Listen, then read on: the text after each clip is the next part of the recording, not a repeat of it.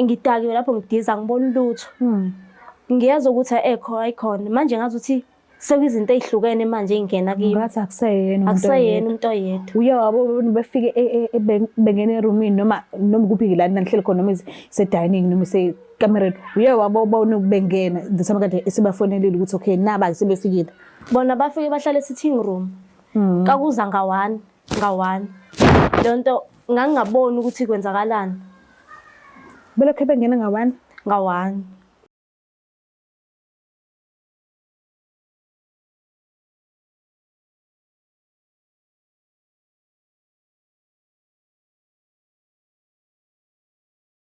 Ngiyanibingelela nonke ababukeli beBlack Life TV kuhlelo esibiza ngokuthi izigameko zempilo. Igama lami nguStufuza la ngamandla ezulu. Umngwenye inkomo sovukazi Mvuleni. Intokazi zala Mamkhize. So namhlanje ngivakashela ku-guest yami. Uzongichazela kabanzi ukuthi ngabe yini le eyamgqilaza kakhulu umoya njengoba ready today ukuthi angakhona ukuthi ayikhiphele ebalazweni. So ke asike sizwe ukuthi ngabe usiphatheleni. Sibona kanjani? Ngiyaphila njani sisi? Ngiyaphila nami. Uma bani? NgoMamfene. Mamfene? Yebo.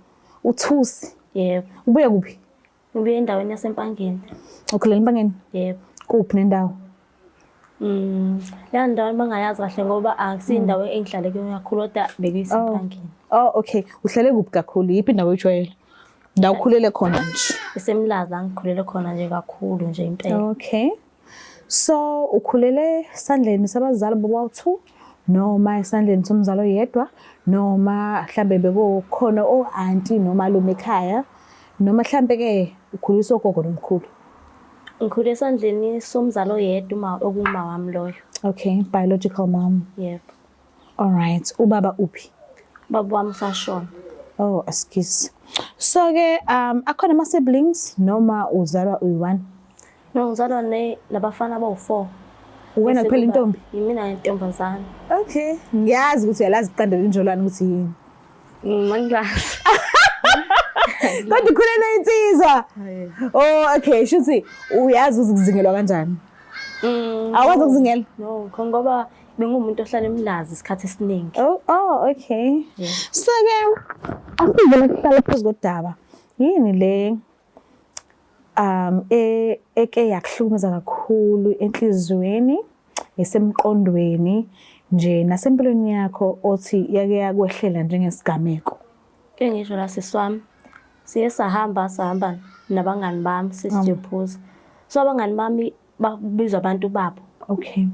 So ipoint engifuna ukulisho njengamanje ukuthi isigameko esasangehlela ukuthi ngalalwa abafana more than 5. Sure. Ngeindlela ezahlukene. Ngiyezwa ukuthi angeni umuntu oyedwa njengamanje izinto engaphinge ngisoze ngikhohle leyo. Waphuzile? Angiphuzile. Okay. Bathola kanjani ithuba lokuthi basondele eduze kwakho ngaleyo ndlela? Into eyenzeka lapha siswami abangani bami sasambe nabo vele sambe segroova nabo. Bona ba requesta omunye wathatha umuntu wakhe fine ke. Ngazi nami ngizozama iplan ukuthi nami ngihamba emgaqweni because vele sengidizi ngidakiwe. Okay. Ngahamba emgaqweni mangifika ngifica ubhuti ngiyambona ubhuti ngathi ufamily ngathi ngiyamazi. Yes. Mangifika lo bhuti ayiwangithatha ke. Manje akufiki ukuthi ngimazelaphi lo muntu. Emqondweni nami akufiki ukuthi ngimazelaphi. Wawuyokwenzani emgaqweni? Ucela ulift noma? Angiyo hike ngizama imoto ezongithatha manje ngisekhaya. Oh, okay. Ngayithola imoto ke. Lo muntu wangithatha wangisa endlini yakhe. Nami nga-understand ukuthi vele manje vele kumele ukuthi vele ngigoduke manje. Yes. Athatha wangisa khona. Kanti uyayithena iplan usuka uye ematshwaleni kanti wawungeve uzigadile ukuthi okay mase ngigoduka manje nayi imali ngizorequesta ngayo noma ukhona mhlawumbe umuntu ongasa angilandi? Angena plan because angibiza abangani bami. If ubiza obangani bakho okay yonke into wazi ukuthi vele yonke into ihleliwe njengabanje. Okay, so wambona ke lo bhuti lo uyambona ukuthi ujwayelekile kodwa wazi ukuthi umazela kuphi and then kosekwenzakalani ke endleleni yakho uya ekhaya? Endleleni yami vele siba u2 mina siba u2 emotweni kangena inkinga engixoxisa ubhuti ngekho inkinga akhombile nje sikhona izinto mhlambe engase zenzakala. Okay. Ngathi mangifika khona endlini okay siyafika siyahlala ke nginikeza into yokuphuza okay uyangwelcome nje kahle ukuthi angifeel at home. Esuka lapho nginikeza ikamera wathi nali ikamera vele uyangibona vele ngidakiwe and akakisingane ekhaya ngoba phela wena ubuhayikela ukuya ekhaya. into engayicabanga le yathi uzongihambisa ekseni ngoba manje konakele. Okay. Ngahamba ke masifika endlini hayi wangenza into wangineza ikamera wathi ihlala la mntanami ngahlala ke ngoba phela ngiyamthemba ubhuti ungithathele ematshwaleni azongibeka la ekhaya. Okay. Ufica bala endlini? Angificanga umuntu. Lutho ngane, lutho umuntu wesifazane mhlawumbe ngenza uthethana naye. Yena yedwa. Okay. Washutha wafonela abangani bakhe. Wathi wangasho wafona wathini because bafika nje bebaningi. Ngangaba futhi ngangana cause naye umuntu uyaphila nabantu. Bafika abangani bakhe ngilele ngalezo sikhathi ngilele ngiyeza ukhonto abakhulumayo. Ngizumekile so wafika yena wafika wangisajusa bonga right nami ngangena emoyeni njengamanje nje ngingangena emoyeni. Amfana wanginika engidakiwe lapho ngidiza ngibona lutho.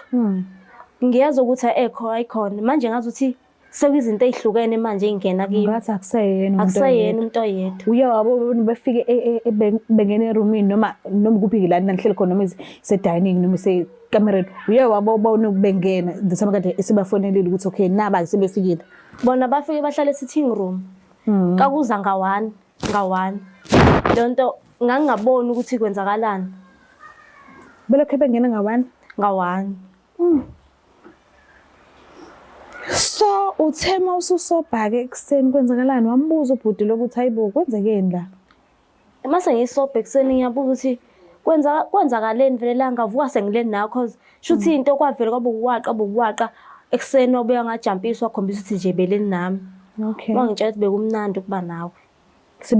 Sebehambile bona kusakhombiza nokuthi konke enzakala. Lo nto isithombe esingeke siphinde sisuke ebusweni bami. Wo prevent vele ngaleso sikhathi? Angiprevent. Oh okay. So uye wazinyanya kangakanani? Lento leyo usekwayikhuluma nobani umonye before? Akekho engisayikhuluma naye.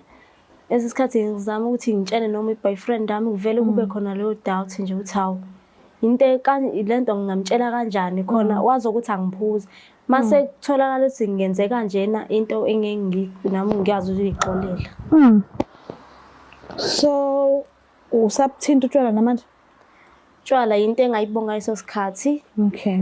Angisayiboni ukuthi ngiphuza. Mhlawumbe sengingabuyiselwa yinkinga kodwa manje usu right. Ungafisa ukuthini kumuntu osekhaya ubukela le video le uthola ukuthi naye seke yamehlele into enjalo yokulalwa abantu abaningi ephuzile utshwala. Ukuthi lento ukuthi ungahlana ngaphakathi ngcono ukuthi uyikhulume nomuntu. Uzama ukuthi uyikhulume nomuntu ngoba lento into edlanayo.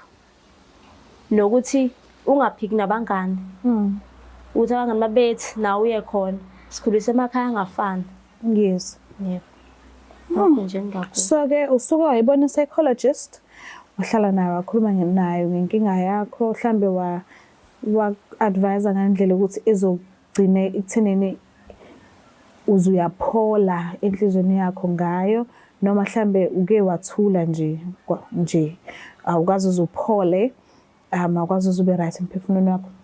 Hayi bengakabi right. Ngiyaqala ukukhuluma endaweni kanje.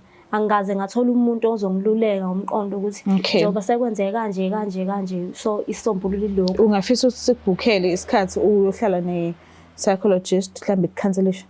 Yebo ngajabula kakhulu. Kulungile. So ke ukusuka manje kuyaphambili mhlambe mawubhekile fanele wenze ini nalobhuti lo owakufaka inkingeni eziningi wamshiya kanjalo wamziba noma ikhona into esafisa ukukhuluma naye ukuthi lento ayenza kuwena angaphinda ayenza nakumuntu noma kuthi ubani umuntu into ezafisa ukuyikhuluma angazi ngathini sisi wami into efuna ukuyikhuluma njengamanje kuye ayikho into engayikhuluma naye ngimkwatelile ngahluleka emaphoyiseni kwayicala nje linga-attendwa ngahluleka. Okay.